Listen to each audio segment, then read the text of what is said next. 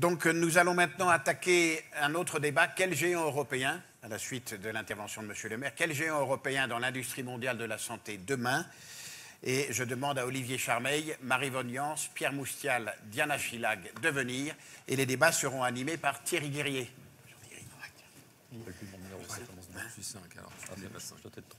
Bonjour à tous. Merci professeur, merci Guy. Je vous laisse prendre place.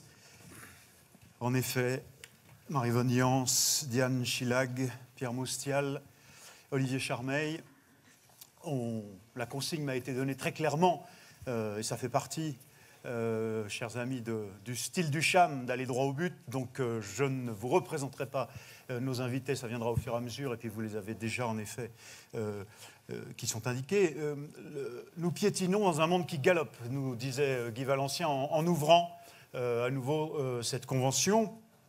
L'Europe et les Français notamment sont historiquement au démarrage des innovations en matière de santé depuis des décennies et des décennies.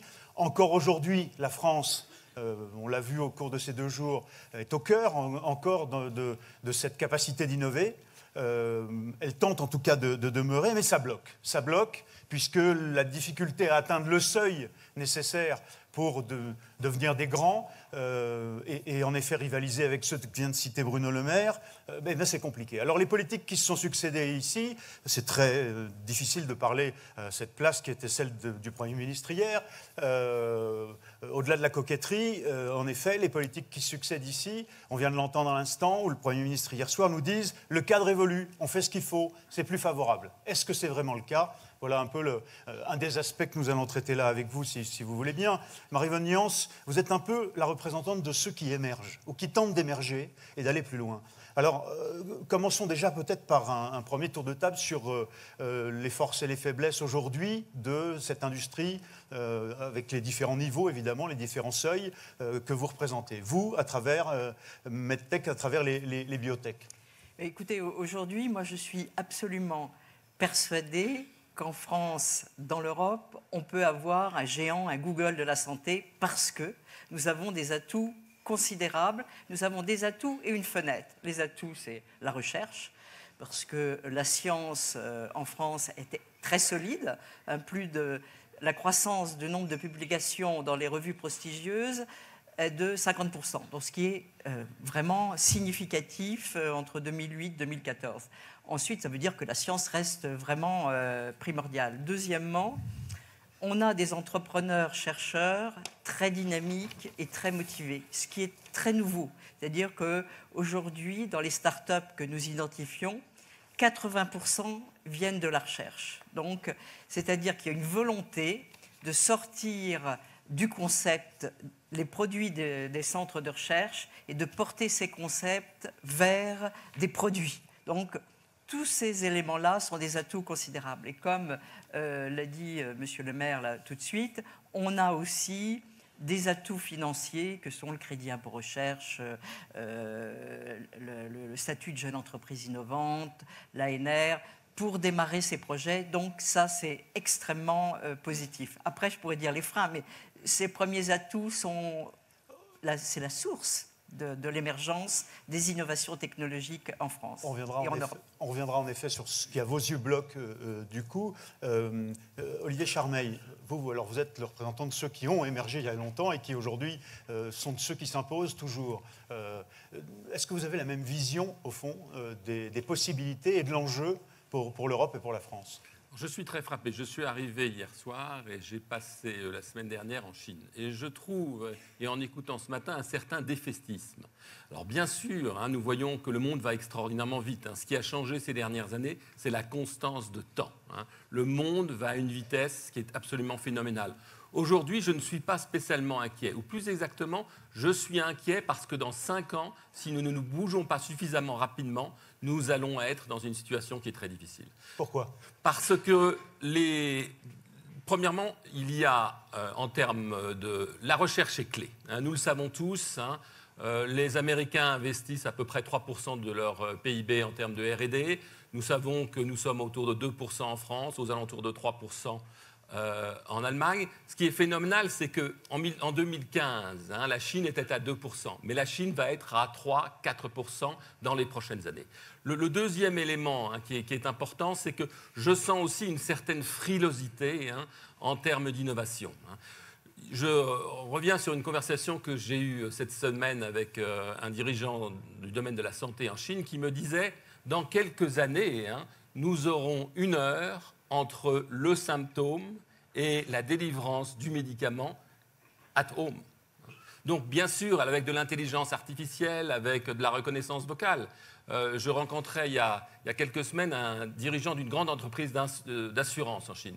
En Chine, vous savez, quand vous avez un accident de voiture, vous prenez la photo de votre aile qui a été défoncée, reconnaissance faciale, 2 jours après, vous recevez le montant de la réparation qui vous permet d'aller chez le garagiste. Et on voit bien toutes les applications qui vont aller. Alors, une certaine frilosité en termes d'introduction, en termes de la manière dont nous concevons l'innovation. C'est une frilosité sur 2 pieds, si j'ose dire. C'est-à-dire à la fois, d'un point de vue structurel, on a peur d'aller trop loin, le principe de précaution en France, par exemple, et puis financièrement, frilosité à investir, peut-être, dans un secteur dont on se dit comment il va évoluer. Alors, aujourd'hui, il n'y a aucune raison d'être frileux, parce que dans les industries de santé, l'Europe a une très belle place. Nous avons 700 000 personnes qui travaillent aujourd'hui dans le secteur de la santé. Nous avons une balance excédentaire de 100 milliards. Une entreprise comme la nôtre exporte 6 ou 7 milliards. Donc, il y a des atouts qui sont absolument considérables.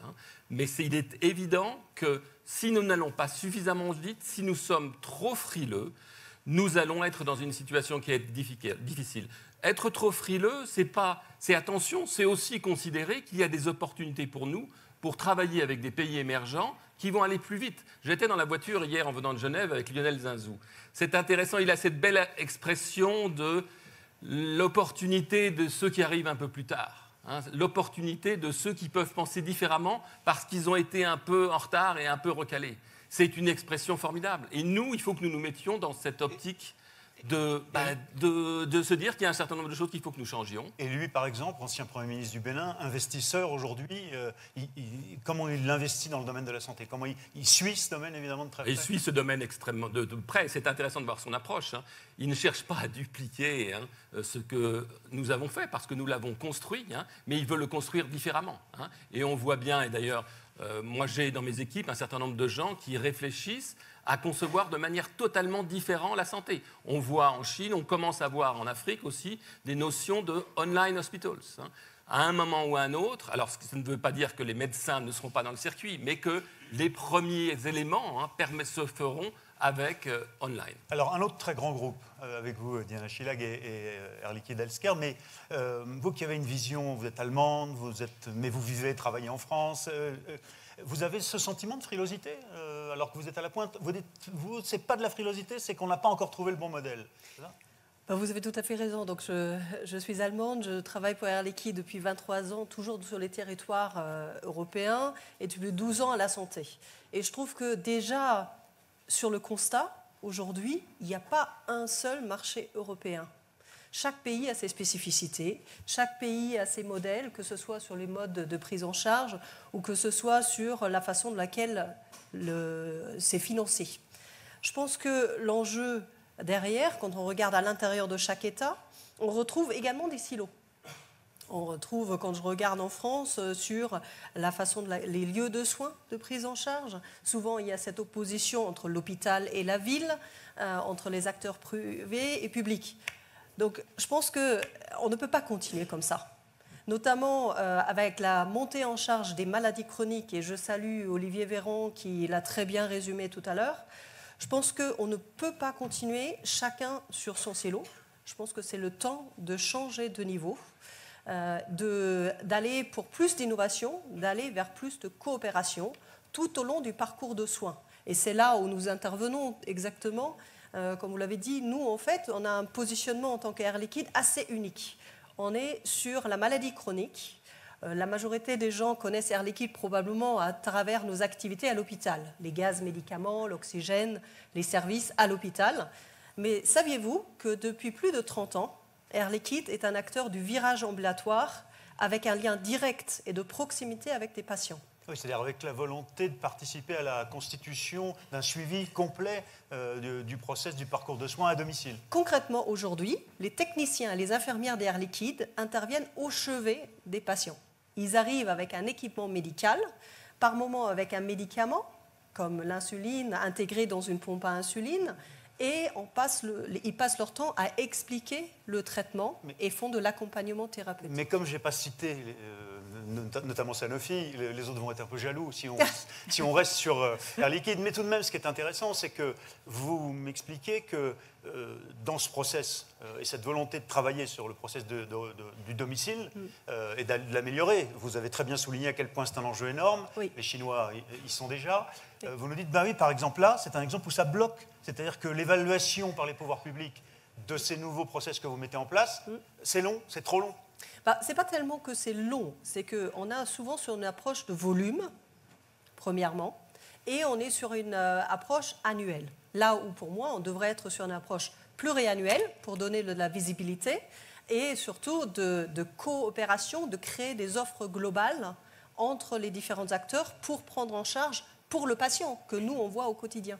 Alors Pierre Moustial, là encore, à tout et faiblesse, le constat, votre constat à vous, vous pourriez dire le contraire, parce qu'Urgo mène des travaux considérables, notamment sur le dispositif médical, dans votre domaine du dispositif médical, mais vous nous dites qu'il n'y a pas de champion français dans les technologies aujourd'hui. Carmat pourrait en être un, c'est un exemple que je cite évidemment, mais on sait ses difficultés. Je parle d'environnement, justement, d'évaluation, sa crainte de cette notion de principe de précaution dans la Constitution. Bon, quel constat vous faites, vous ? Vous citez typiquement un champion de l'innovation. Mais c'est pas, l'innovation, ça ne fait pas un marché. Et ça ne fait pas un leader mondial. Olivier a passé la semaine en Chine. Moi, j'ai passé la semaine aux États-Unis. Et dans les technologies médicales, sur les 100 premières mondiales, il y en a 50 américaines. Alors, il y a quelques grandes entreprises européennes, mais il n'y a pas un seul champion français. Et c'est contre toute attente. Parce que la France a des champions dans tous les secteurs, l'agroalimentaire, le luxe, la pharmacie, mais personne dans les technologies médicales. Et je dis contre toute attente parce que vous venez de parler de la recherche. On a quand même 2 centres qui sont parmi les plus grands centres de recherche dans le monde, l'INSERM et la PHP. On a des physiciens niveau prix Nobel, Charpak, Matthias Fink, Ludwig Leibler, qui ont donné naissance à des medtech. Contre toute attente également, parce que dans les 1200 entreprises des technologies médicales, il y a 900 entreprises françaises et ils s'en créent 100 chaque année. Et quand on regarde le tissu industriel français, 95% sont des TPE, c'est-à-dire qu'elles ont moins de 2 millions d'euros de chiffre d'affaires. Il n'y a aucune entreprise française, je disais, dans les premières mondiales. Et finalement, l'expression que j'ai, c'est de dire, en France, on n'a pas un problème de start-up, on a un problème de scale-up. On ne sait pas prendre une entreprise innovante. Encore une fois, on a des innovations qui sont du niveau classe mondiale, mais on ne sait pas les transformer en entreprise. Mais pourquoi alors ? Parce que, et là on va revenir dans le tour de table sur les blocages, essayons de les identifier. Est-ce que c'est parce que ce scale-up n'est pas réalisable parce qu'il n'y a pas assez de fonds publics pour créer des filières, par exemple, ou est-ce que c'est parce que les fonds privés n'osent pas, sont frileux en Europe et n'y vont pas, parce qu'il n'y a pas de marché, il est trop fragmenté ? Quelles sont alors, à votre avis, les raisons pour lesquelles on ne passe pas de start-up à scale-up ? Alors, il y a plein de raisons. Pour moi, il y en a au moins 2. Il y a déjà un problème politique et un problème également européen. Et ensuite, je pense effectivement qu'il y a un problème de financement. Aujourd'hui, une medtech, puisque je parle des technologies médicales, fait la course avec un sac de 30 kilos, quand la medtech allemande et la medtech américaine fait la course avec un sac de 5 kilos. Je viens des États-Unis, ils ont mis en place, je crois qu'on l'a cité plusieurs fois dans les débats précédents, ce qu'on appelle le Parallel Review Programme, qui est un programme qui permet de mettre en parallèle l'évaluation de la FDA et la politique de remboursement qui va être faite par les compagnies d'assurance. Imaginez l'impact que ça peut avoir en termes de délai. C'est-à-dire qu'ils montent en parallèle. Donc les 2 process, voilà. Celui du remboursement à terme et d'abord celui de l'évaluation. C'est un gain d'arriver sur le marché, bien évidemment. Alors, nous, on se réjouit de ce qui a été annoncé par le Premier ministre, notamment au niveau du CSIS, puisqu'on a parlé de réduction des délais. On se réjouit également de ce qu'on appelait improprement, à mon avis, l'ATU du dispositif médical. Mais je le dis là, et je le dis très directement, elle est trop limitative puisqu'elle va être réservée à ce qu'on appelle les maladies graves. Et si je prends les adhérents de l'association MedTech in France que je préside, je pense que l'immense majorité ne pourra pas en profiter. Alors, j'espère me tromper, j'espère qu'on me donnera raison l'année prochaine, je serai le premier à le reconnaître. Alors sur ces questions de financement, mais pas uniquement, Madame Yance, votre vision à vous, alors des blocages, recensons-les un peu. Le premier blocage, effectivement, il y en a 3 ou 4 qui sont majeurs. Le financement est effectivement un problème majeur parce que, comme j'ai dit tout à l'heure, on a suffisamment de fonds publics pour démarrer. Et puis, même 50 millions, comme le citait hier le Premier ministre, c'est difficile à lever en France, même sur le marché public, qui est un marché extrêmement dynamique, puisqu'on est le premier en Europe, en France, pour les sociétés cotées dans le domaine de la santé, et deuxième après le Nasdaq, et le premier au monde au niveau des medtech. Mais on n'est pas capable de lever 100, 200, 300 millions pour mettre un médicament sur le marché. Par exemple, une des sociétés leaders que je cite, qui est DBV Technologies, qui a levé 700 millions d'euros, elle en a levé 80 en France et le reste aux États-Unis. Mais est-ce que c'est lié à la fragmentation qu'évoquait Diane Chilag ou est-ce que c'est lié à une frilosité? Non, c'est lié, je pense que c'est tout d'abord... L'industrie des technologies innovantes de la santé est une industrie jeune. On a démarré 20 ans après Boston, par exemple. Donc déjà, il faut du temps. Il faut 15 ans pour mettre un médicament sur le marché. Et cette industrie en France a 20 ans. Donc, on n'a pas encore pris conscience que ces nouvelles technologies qui vont représenter en 2050 sans doute près de 80% du marché, 1000 milliards dans le monde. Ces sociétés sont mondiales d'emblée. Et ça, cet enjeu économique majeur et en même temps sociétal, évidemment, de ces industries, n'avait pas, jusqu'à aujourd'hui, été pris en compte par les politiques. Et je suis ravie que le Premier ministre, dans le cadre du CSIS, que le Président de la République, dans le cadre du plan santé, parle d'innovation. Et si on est porté par le politique d'un côté, on pourra inciter les privés à investir. On a assez de financement public en France, mais il nous manque des financements privés et pour ça, il faut croire en cette industrie, donner confiance à tout le monde pour investir. Il y a beaucoup de fonds en France, il faut qu'ils aillent vers la santé. Voilà. Alors vous avez l'un et l'autre, Pierre Moustial, lancé notamment la question du financement. Je voudrais qu'on aille aussi sur le cadre. Qu'est-ce qui bloque, Olivier Charmeil? Vous nous dites, c'est trop complexe. L'évaluation, par exemple, est trop complexe. Alors, je pense qu'il y a 2 éléments qui bloquent. Le premier, c'est que collectivement, nous ne sommes pas à la hauteur des enjeux. Nous n'avons pas le bon sens de l'urgence. Je disais qui ce nous? C'est les pouvoirs publics? Nous collectifs. C'est un nous collectif. Je pense qu'il faut que nous fassions attention. Je le disais, je suis moins inquiet aujourd'hui que pour le futur parce que je sens que nous n'allons pas bouger suffisamment vite dans les prochaines années. La deuxième chose qui me paraît très importante, et ça m'a beaucoup frappé, c'est de voir que, évidemment, en termes d'introduction de l'innovation, même si des progrès importants ont été faits, nous voyons, et nous le savons tous, que nos procédures sont trop longues. Il y a 400 jours en moyenne en France entre le moment de l'approbation par l'EMA et puis l'arrivée sur le marché. L'innovation, par définition, c'est quelque chose de cumulatif, d'exponentiel. Si nous ratons la première marche, ça va être de plus en plus difficile d'aller à la 2e et la 3e marche. Et c'est dans ce sens-là qu'il faut que nous progressions sur accélérer la vitesse de l'introduction de l'innovation. Alors bien sûr, nous allons probablement faire des erreurs, mais je pense qu'il faut accepter de faire ces erreurs parce que sinon, nous allons être dans une situation où nous aurons raté la première marche. Et quand on a raté la première marche, aller à la 3e marche, c'est très compliqué. Mais alors, quelle est votre vision de la construction d'un modèle pour sortir de la fragmentation ou de cette durée de ces blocages, puisqu'il y a quand même des procédures différentes malgré l'agence européenne, évidemment. Oui, pour moi, l'enjeu, je suis tout à fait d'accord avec vous, c'est vraiment un enjeu d'accélération, d'aller plus loin et surtout plus loin ensemble. Donc pour moi, après, j'ai envie de dire il y a quand même des choses superbes qui se font déjà. On parle de paiement à la performance. On a mis en place, dans l'apnée du sommeil, pour 210 000 patients télésuivis, un paiement à l'adhérence du patient. Donc il y a des choses qui se font. On parle de travailler ensemble. Bien. Un paiement des prestataires, des industriels, pas une rémunération, comment dirais-je, un remboursement du patient. Non, c'est le paiement pour le prestataire de santé Voilà. qui équipe le patient au chevet, chez lui, avec un équipement médical dont il a besoin pour l'apnée du sommeil. Et il est rémunéré. Et il est rémunéré en fonction de l'adhérence du patient. J'aime bien ramener les choses au terrain et sur le patient, l'observance du patient. Donc il y a des choses qui se font. C'est une première chose. Je suis convaincue qu'on pourra monter d'autres initiatives là-dessus. Après, je pense qu'il y a aussi dans le mode collaboration. Si on veut développer des offres globales, intégrées demain pour faire face à ces enjeux, et qui n'est pas pour moi un enjeu de taille, de géant européen, même si c'est formidable d'avoir des acteurs grands, mais beaucoup plus un enjeu d'innovation et de collaboration. C'est facile à dire, vous êtes déjà un grand, vous. Donc, On est le leader, mais je trouve que justement, quand on est leader, on a aussi une responsabilité. On a une responsabilité d'être pionnier, d'investir dans les choses qui nous semblent importantes. Peut-être plus.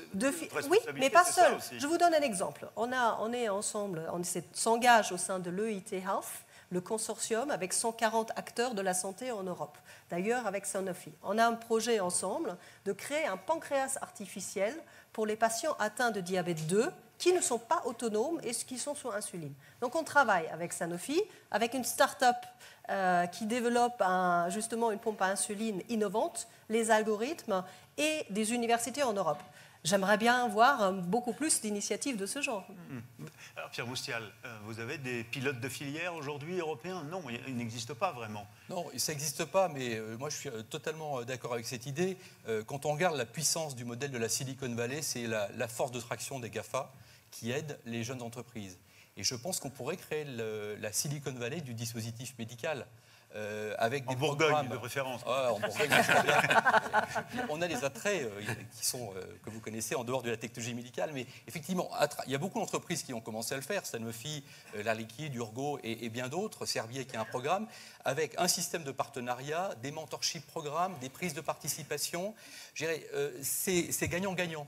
Les jeunes entreprises bénéficient de l'effet de levier, notamment quand on les amène sur les marchés internationaux. Mais pour nous, c'est un véritable élixir de jeunesse. Alors, je reviendrai sur ce qu'il nous faut, ou ce qu'il vous faut. Bon. Mais il y a quand même un élément que vous n'avez pas cité, c'est la gestion des données dans tout ça. Parce qu'on est très dispositif médical et médicaments, mais ça, vous nous avez tous dit, et tout le monde le sait, même avant d'entrer au CHAM ici, que c'est clé aujourd'hui. Or ça, si je le cite maintenant, c'est parce que c'est l'atout des GAFA, des GAFAM ou des BATX. Donc là-dessus, c'est fini, l'Europe, non? Non, moi j'ai eu une expérience qui m'a beaucoup la langue de bois. Tout le monde dit qu'on est formidable, qu'on réussit, que le RGPD. La réalité, c'est c'est fini. Ils ont déjà tout pris, les cohortes, ceux qui vont les mener. Je ne vais pas faire mon Laurent Alexandre, mais non? Non, vous inquiétez pas, on va s'en sortir. Je vais vous donner une expérience que j'ai personnellement vécue en Espagne. Il y a une chaîne de maisons de retraite qui m'a dit maintenant c'est moins 10% au dehors. Comme la technique de la grande distribution française. Bon, moi, je ne voulais pas baisser mes prix parce que je trouve que l'innovation, elle a un prix. Donc, on a mis en place une solution digitale. On fait du diagnostic, du protocole, du suivi de trajectoire. À la fin de ce pilote, on a montré qu'on réduisait les temps de cicatrisation de 35% et les coûts de cicatrisation de 38%. Donc, pour moi, et donc, toutes les datas qui ont été collectées ont permis de faire de nouveau de l'innovation sur l'amélioration encore des protocoles. Donc moi, la leçon que je retiens de ça, c'est qu'on peut encore faire des choses, mais les solutions d'avenir seront multitechnologiques. Il y aura un peu de digital, il y aura un petit peu de bio, il y aura un petit peu de physique, et les datas, effectivement, seront au milieu de tout ça. Et vous avez cité les GAFA, c'est pas par hasard que toutes les GAFA, et je vais rajouter le M de Microsoft, sont dans le domaine de la santé. Moi, je dis à mes équipes, nos concurrents de demain, c'est pas des lunettes qu'il nous faut, c'est des longues vues. Nos concurrents de demain, ce sont les GAFAM et ce sont également les BATU. Marie-Van Nuance, oui, je pense effectivement, pour rebondir avec ce que vient de dire Pierre, c'est important. Effectivement, le digital, le numérique, et maintenant, ça fait partie intégrante du traitement.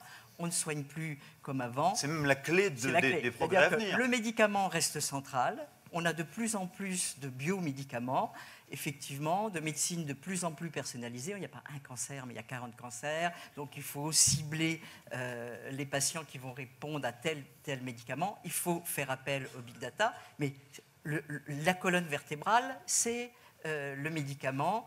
Autour du médicament, il y a le big data, les dispositifs médicaux pour la prévention. tout ça, maintenant, c'est un tout. Et je pense que dans la communication, effectivement, de la tech, le digital, le numérique a pris, en tout cas dans la santé, a pris beaucoup de place. Mais donc vous me donnez raison, c'est-à-dire que dès lors que tout ça est maîtrisé essentiellement par les GAFAM, comment l'Europe là peut-elle émerger Non, elle intègre complètement ces données et on a des capacités à intégrer ces données. Mais en restant pilote ? Oui, tout à fait. On est capable d'ailleurs d'avoir des plateformes, je crois, dans le domaine du cancer, effectivement. Il faut travailler. Mais derrière la façade de Google, par exemple, il y a une réalité européenne de gestion des données performante, pointue. Exactement, sur lesquelles qu'il faut absolument développer. Ce que je disais en préambule, c'est que là, on a une fenêtre extraordinaire et il faut y aller. Il ne faut pas perdre de temps, comme vous l'avez dit, parce que sinon, là, on va rater la marche. Et c'est très important d'avancer. Alors, pour contredire mon objection, je me souviens d'une discussion il y a quelques semaines avec le patron du Génopole d'Evry, qui me disait que sur ce terrain-là, nous avons déjà des plateformes et des capacités à gérer un data beaucoup plus subtil, complexe, où là, on est très fort. Alors les GAFA, je dirais que je les rencontre tous les jours parce qu'ils frappent à la porte. Et ils frappent à la porte parce que, bien sûr, ce sont des spécialistes des traitements des données.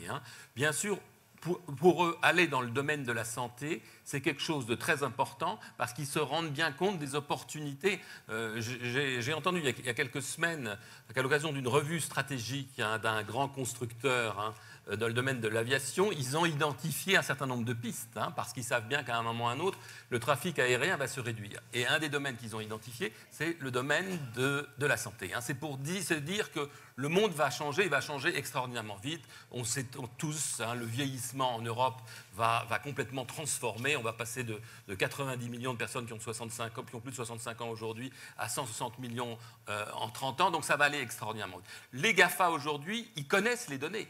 Mais ils ne savent pas et ils ne connaissent pas les systèmes de santé, les parcours de soins, et ils ne connaissent pas les médicaments.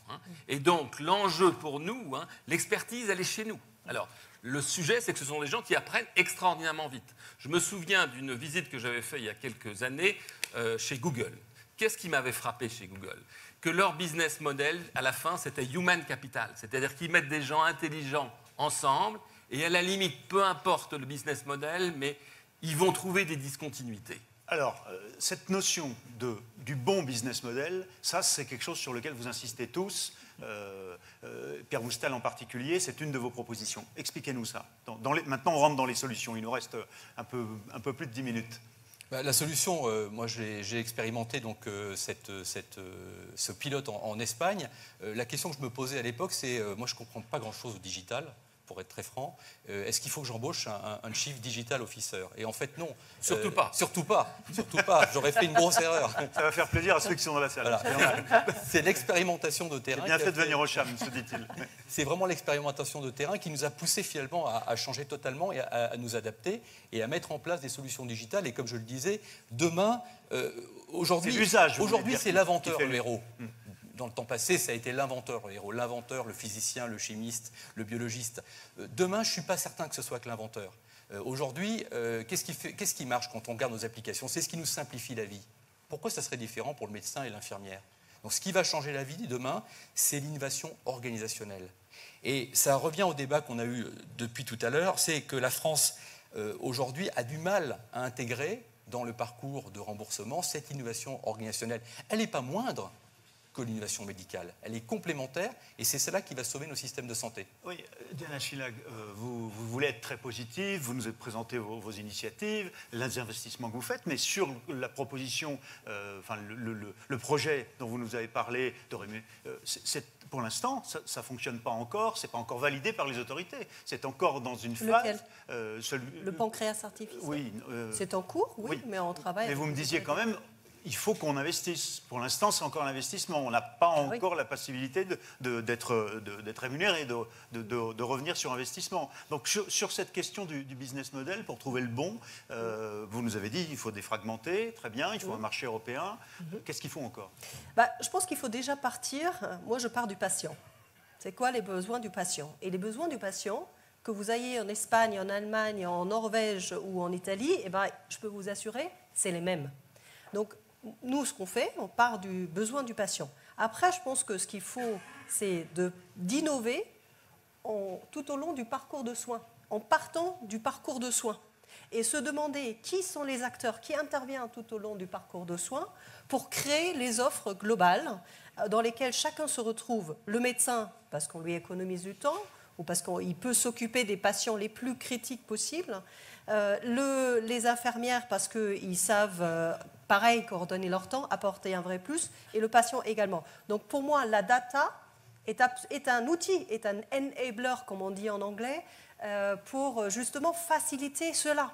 Mais on ne peut pas dissocier les données ou l'équipement avec l'humain. Il faut mettre les deux ensemble. J'ai un exemple très concret. On participe avec notre programme Chronic Care Connect qu'on est en train de déployer en Espagne et en France dans le cadre du programme ETAP. C'est pour plusieurs pathologies. Je vais citer une, c'est l'insuffisance cardiaque. Aujourd'hui, on suit les patients, on les prend en charge, on signe des conventions avec les CHU, avec les établissements de santé, pour prendre en charge ces patients-là, sous protocole médical préétabli avec un médecin. Ensuite, il y a des objets connectés, on en a beaucoup parlé. Concrètement, c'est une balance, un oxymètre, c'est pour le diabète, glucomètre. Donc plusieurs objets connectés où on capte les données. On les transmet dans un centre d'infirmières spécialisées qui traite ces données. Le patient, il voit ses résultats. Ce qui est très puissant, c'est quand il voit par lui-même, on parle beaucoup de patient empowerment, là, je peux vous dire, là, le patient, il se sent vraiment accompagné et pris en charge. Et pour derrière, donc pour traiter, pour pouvoir permettre aux médecins d'intervenir justement là où il le faut. Une étude en Allemagne sur ce dispositif a apporté 50% d'augmentation d'espérance de vie pour les patients insuffisance cardiaque. C'est formidable. Donc je pense que, comme vous disiez, on a des ingrédients, chacun dans nous, mettons-les ensemble sur la table et réfléchissons à la bonne régulation et au financement qui va avec. Il nous reste 8 minutes. Tout le monde a fait la division, vous êtes 4, donc vous avez 2 minutes chacun pour conclure et pour nous dire au fond ce que vous voudriez qu'on retienne de cette discussion. Qu'est-ce que je retiens de tout ça? Comment on fait émerger une puissance européenne, pour ne pas dire des géants européens de la pharmacie ou du dispositif médical ou de l'hôpital qui travaillent ensemble? Marie-Van Nyans? Déjà, pour aller jusqu'au marché, il faut quand même des sous. Et une des donc solutions, il y a un appel de fonds. On manque de fonds privés. Une solution, c'est de créer un Nasdaq européen qui permette aux startups de lever 500 millions d'euros. Ensuite, deuxième proposition, c'est de supprimer le principe de précaution pour l'innovation. Dans la Constitution française. Voilà, parce que je ne reviens pas sur ce sujet. Non, on ne va pas relancer le débat, mais plombé par la proposition voilà. et de votre association France Medtech. Voilà. Alors, Olivier Charmeil, qu'est-ce qu'on retient des propositions? Je pense qu'il faut une bonne dose d'optimisme, mais il faut une grande force, et Pierre, tu l'as très bien dit, une grosse partie de notre futur est liée à notre capacité à faire évoluer notre système organisationnel.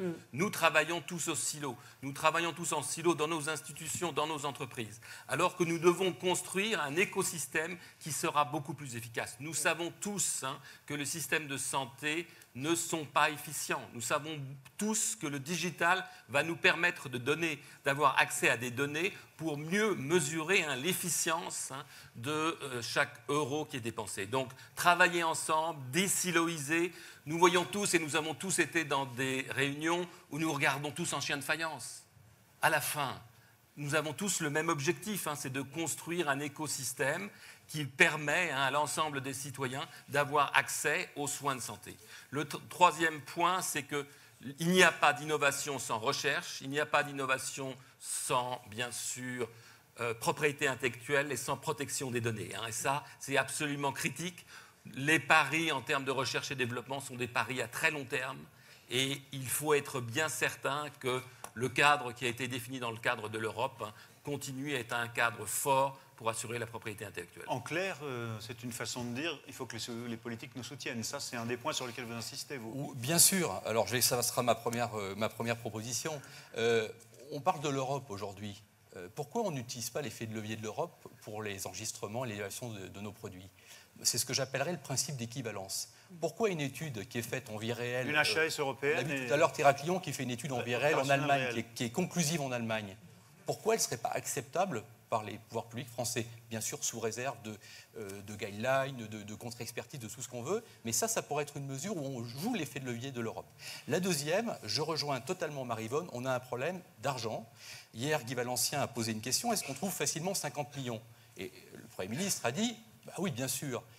Ils ont tous les deux raison. Pour une entreprise qui est mature, qui gagne de l'argent, vous trouverez un fonds LBO pour mettre 50 millions et probablement pour mettre 1 milliard. Mais pour une entreprise qui fait du scale-up, désolé pour cet horrible mot, mais en tout cas une entreprise qui se développe, qui doit investir dans des forces de vente, qui doit investir pour son développement, non. La réponse est non. C'est très compliqué de trouver 50 millions d'euros.